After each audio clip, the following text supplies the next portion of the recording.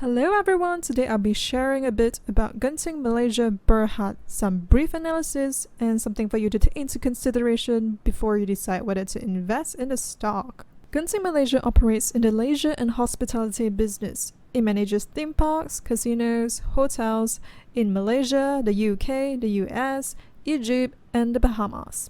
The company was founded on May 7, 1980 and is headquartered in Kuala Lumpur, Malaysia. Genting Malaysia was subsequently listed on Bursa Malaysia's main market in 1989. First, let us take a look at Genting Malaysia's price performance.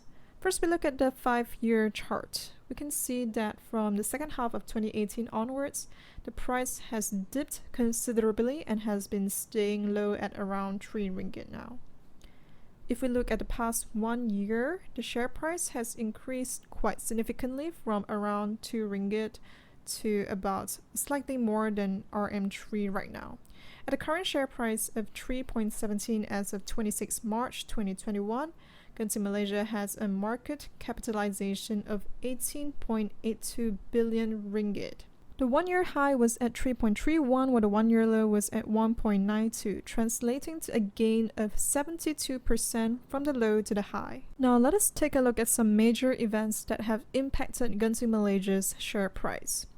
In 2018, when the price dipped considerably, it was because of the fact that Walt Disney and 21st Century Fox decided not to proceed with the theme park venture in Genting Highlands.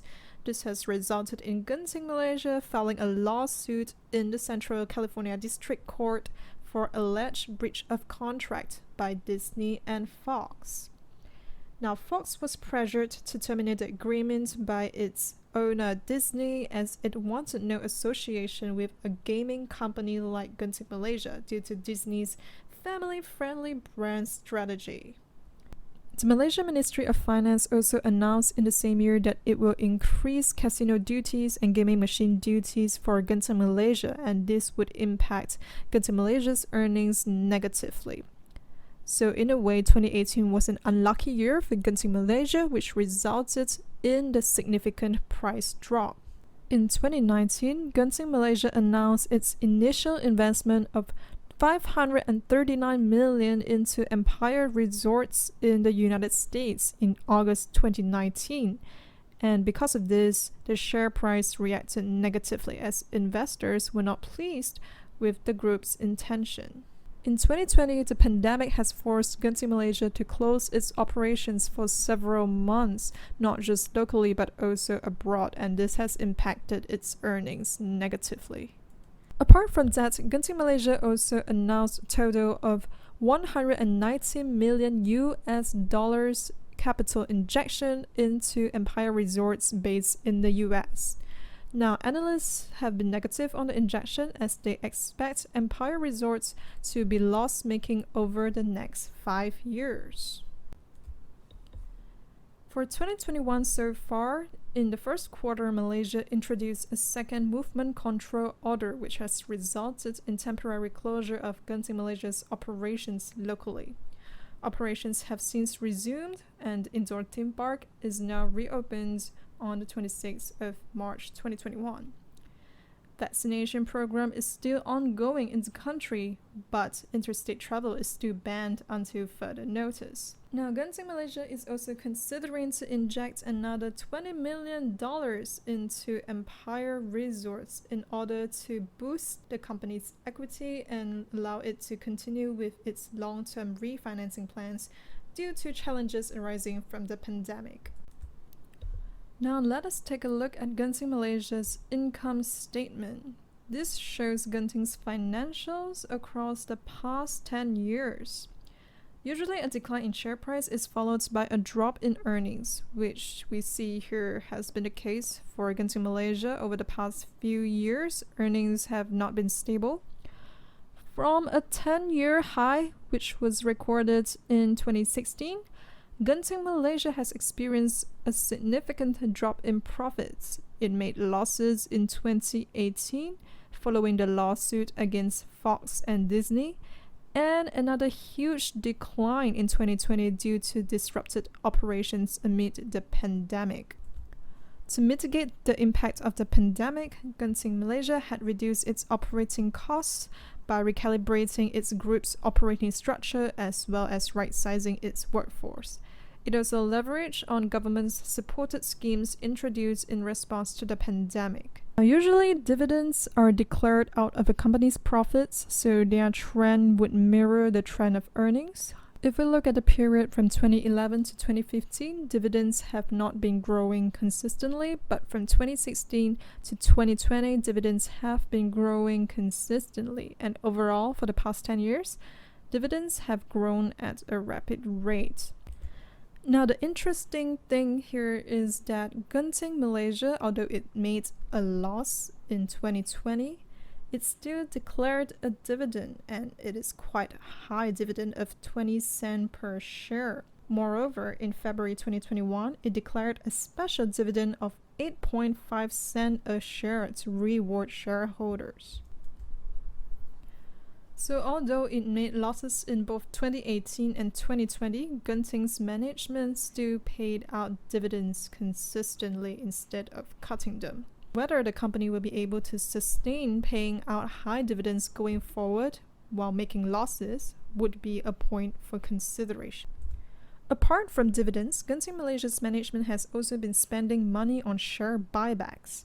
In 2020, it bought back 4 million shares at prices between 2.04 and 2.13 per share. And this year, in March 2021, the management has been buying up Genting Malaysia's shares consistently after the share price breached the RM3 level. Now, despite making losses, Genting's management is still rewarding shareholders with buybacks and dividends. And the buyback action may also mean that it thinks that the company is still undervalued at this point of time around the RM3 level.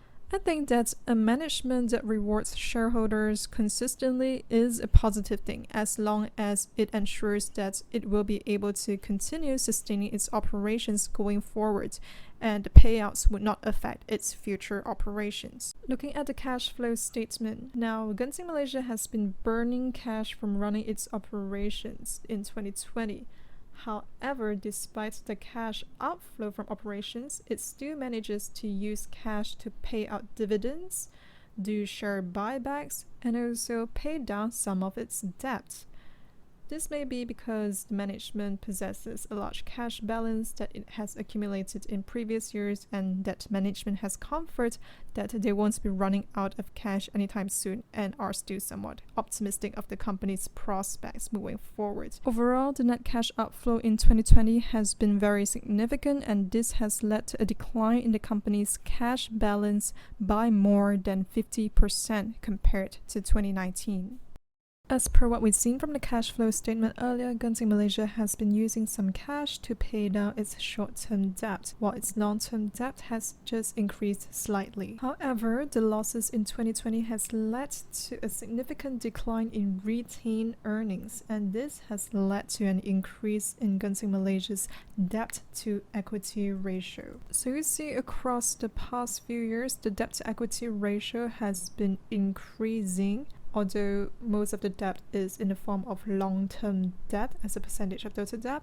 If we look at the current ratio, which shows the current assets over current liabilities, the current ratio is still over 1 as of 2020, although it has reduced considerably across the past few years. As long as the company's current ratio can remain above 1, it should not be too much of a cause for concern, so long as the company can manage its cash properly and will not face any liquidity issues.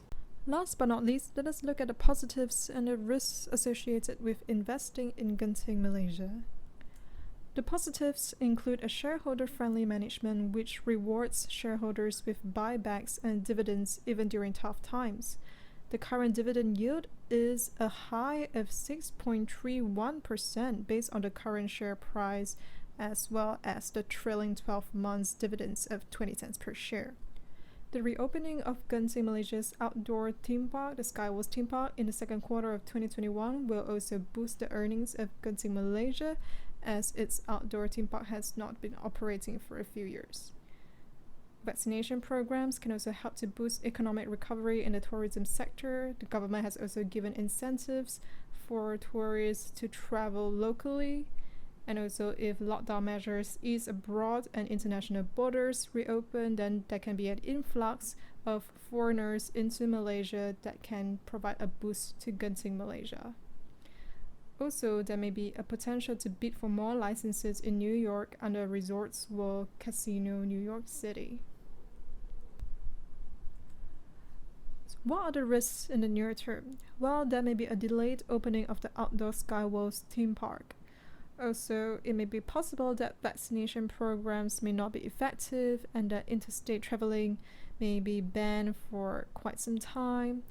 And also, what if the pandemic worsens locally and abroad? Cases continue to increase and lockdown measures continue again. And other than that, Empire Resorts may continue to make losses for a prolonged period, which will affect the bottom line of Genting, causing it to bleed more cash. Now, the debt-to-equity ratio has been increasing across the years, especially as the equity has been decreasing significantly the past year, while the cash balance also decreases. So if this situation continues to deteriorate, then there may be a cause for concern, because if cash and equity keeps declining, then Genting Malaysia will not be able to continue rewarding shareholders with its generous dividends and buybacks. So overall, for shareholders of Genting who have held the shares across the past year, if they bought during the March low last year, they would have gotten a capital gain which is quite attractive, and would also have collected the generous dividends at the same time, so they would have in fact made a gain in 1 year. Now, looking forward, there are positives and risks to be taken into consideration. So whatever you choose to decide, whether to buy or hold or sell, please do your own diligence as well and make sure that you understand the risks fully before committing any amount of capital. So that's all for this week's analysis on Genting Malaysia. Feel free to comment below on what are your thoughts, and also please don't forget to click like and also subscribe to my YouTube channel for more videos like this on financial and investment analysis. Thank you, and I will see you in my next video.